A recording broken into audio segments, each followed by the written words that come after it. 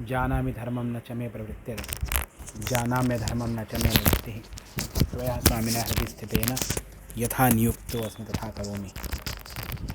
अन्तरायतिमिरौघशान्तये स्वेष्टशक्तिकरुणारुणाप्रभं सन्तनोतु मुनिवृन्दसेवितं भावगम्यम् अनिशं शिवं महः।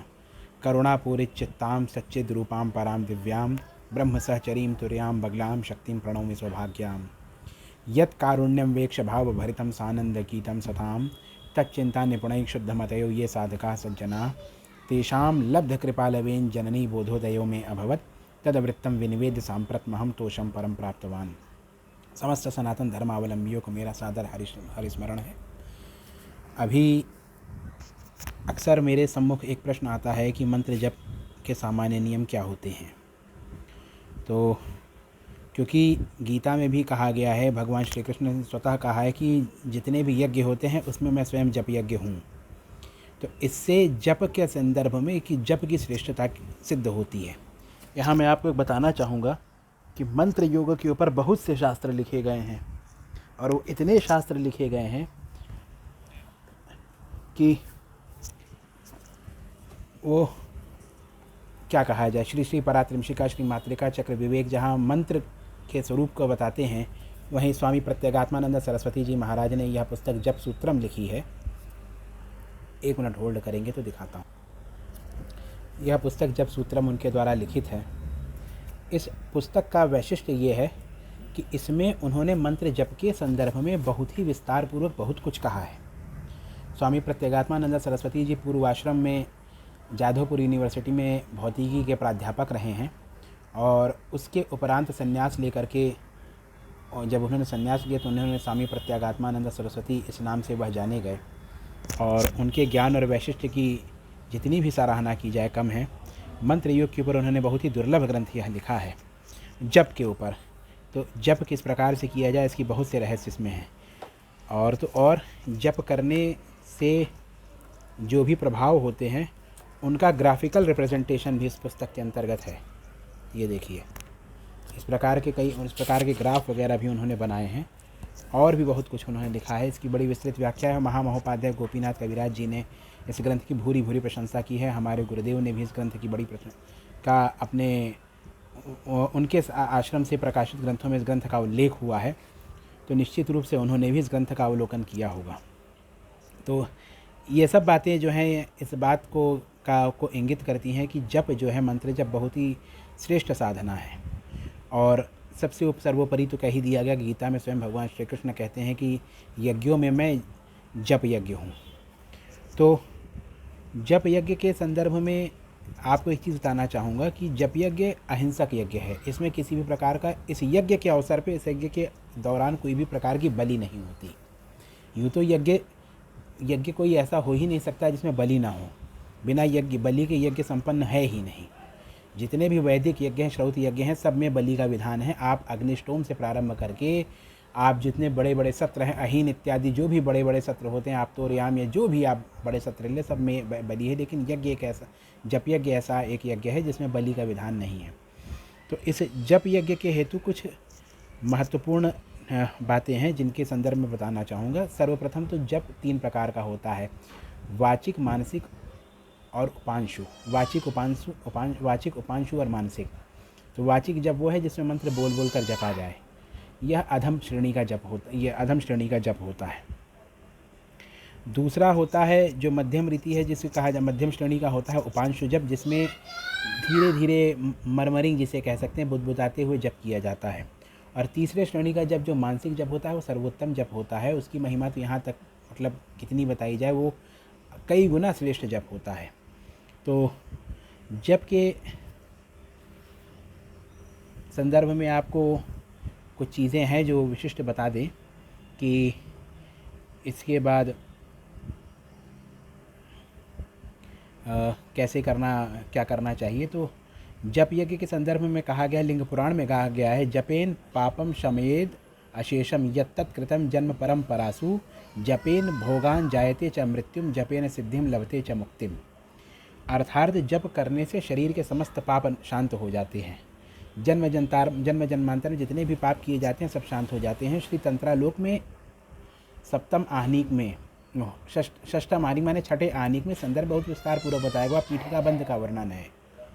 संवित चक्रोदय, वर्ण प्रकल्पन, स्थान प्रकल्पन इत्यादि की सिद्धि होने के उपरांत पीठिका बंध किया जाता है। पीठिका बंध के माध्यम से कल्प कल्पांत तक के पापों का मंत्र जप के माध्यम से क्षय किया जाता है और कालध्वा का शोधन होता है। इस प्रकार से तो अब माला कितने प्रकार की है, यह तो जप का महात्म्य हो गया। माला कितने प्रकार की होती है यह बताएंगे। तो माला 3 प्रकार की, मातृका माला।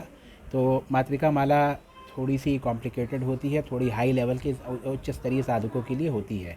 शास्त्रों में इनका वर्णन मिलता है, तो उस पर नहीं जाएंगे। करमाला का देखिए विधान है, ये जो हाथ है, ये हाथ का पंजा है, इसके ऊपर किया जाता है।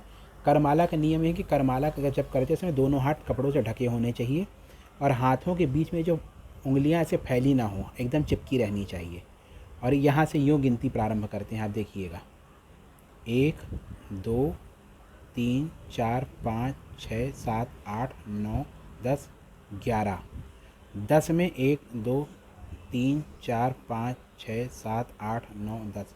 तो इस प्रकार से करमाला करते हैं। ये मेरा दायां हाथ है, जो कि आप कलेवे से भी अंदाज़ लगा सकते हैं। और क्योंकि सेल्फी मोड में वीडियो बन रहा है तो ये आपको उल्टा दिखाई दे रहा होगा, इसको आप अपने हिसाब से समझ लीजिएगा। तो ये करमाला का सिद्धांत है। जब माला ना हो और आपातकाल में आप कहीं बाहर निकले हुए हैं तो दोनों हाथों को ढक करके करमाला पे आप जप कर सकते हैं। इसके अलावा मूल माला की बात करें तो मूल माला के बहुत सारे भेद होते हैं।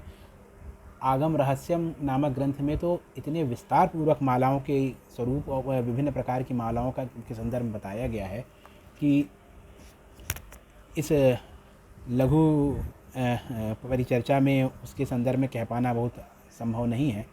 साधकों से निवेदन भी है कि जो विशेष रूप से शाक्त साधक हैं, जो कौल मार्ग के अपने आप समझते हैं, उनको आगम रहस्य का अध्ययन अवश्य करना चाहिए। आगम रहस्यम जो पंडित सरयू प्रसाद जी द्वारा रचित ग्रंथ है वो श्रेष्ठतम ग्रंथ है और वो उसमें कौल मार्ग का पूरा निचोड़ दिया गया है, मतलब और इतने सिस्टमेटिक दिया गया है कि मैं तो ये भी कह सकता हूँ कि वो कौल मार्ग का अशेषोपनिषद है, अशेष कौलोपनिषद भी कह सकते हैं उसको। तो अब ये माला है, तो माला के संदर्भ में कुछ चीज़ें हैं कि माला को कभी बाएं हाथ से स्पर्श नहीं करना चाहिए, जहाँ चाहे वहाँ रख नहीं देना, उसको गोपनीय स्थान पे छिपा के रखना है। माला गुरु को भी प्रदर्शित नहीं की जाती और कभी भी माला को जब भी जपे गोमुखी के अंदर जपे और उसको छिपा करके ही रखना चाहिए। एक बार माला सिद्ध होने के बाद गुरु को भी नहीं दिखाना चाहिए, उसको शुद्ध स्थान पे रखें। माला अगर कभी टूट जाए तो फिर हवन मतलब पंचांग द्वारा 10,000 जप करके फिर पंचांग पूजन करना चाहिए और विधिवत माला पूजा का फिर से पुनः संस्कार होता है प्रायश्चित के उपरांत। तो जब प्रायश्चित के उपरांत उसके बाद क्या कहते हैं, अगर जल जाए तो फिर 1 लाख जप का प्रायश्चित होता है। इसी प्रकार चोर ले जाए तो 6,000 जप का प्रायश्चित होता है। और इसके साथ साथ यह भी कहा गया है कि जिस मंत्र से जिस माला का संस्कार किया है उस माला से उसी का जप करना चाहिए। एक माला पे अलग अलग देवताओं का जप करने से दोनों ही देवता श्राप देते हैं, तो इस चीज़ श्राप देते हैं, तो इस चीज़ के ऊपर बड़ा ही विशेष ध्यान रखना चाहिए। माला के संदर्भ में और कुछ महत्वपूर्ण बातें ये हैं कि माला संस्कार के बाद गुरु के हाथ से ही लेनी चाहिए। कहा गया गुरुम संपूज्य तद्धस्तात् गृहणीया सर्वसिद्धये, गुरु के हाथ से ही माला लेनी चाहिए। अगर गुरु भौतिक रूप से आपके सम्मुख उपस्थित नहीं है तो मानसिक रूप से यह भाव करते हुए गुरु ने माला प्रदत्त की है, माला लेनी चाहिए। इसके बाद यह भी नियम है कि पूजन के उपरांत माला करनी चाहिए। तो पूजन नियम ये होना चाहिए कि पूजा पंचांग पूजन करके माला का जप करें और माला करते समय चलना फिरना नहीं चाहिए। अगर विशेष रूप से गाड़ी में घूमते हुए माला नहीं करनी चाहिए। आसन लगा करके आसन पे बैठ करके माला करनी चाहिए, खड़े होकर माला नहीं करना है। अगर मान लीजिए किसी कारण से माला हाथ से छूट जाए तो पुनः आपको क्या कहते हैं आचमन इत्यादि करके माला शुरू करनी चाहिए। माला करते समय कुछ अशुद्धि दिख जाए कहीं आसपास तो फिर पुनः आचमन करके माला करें। इसके साथ साथ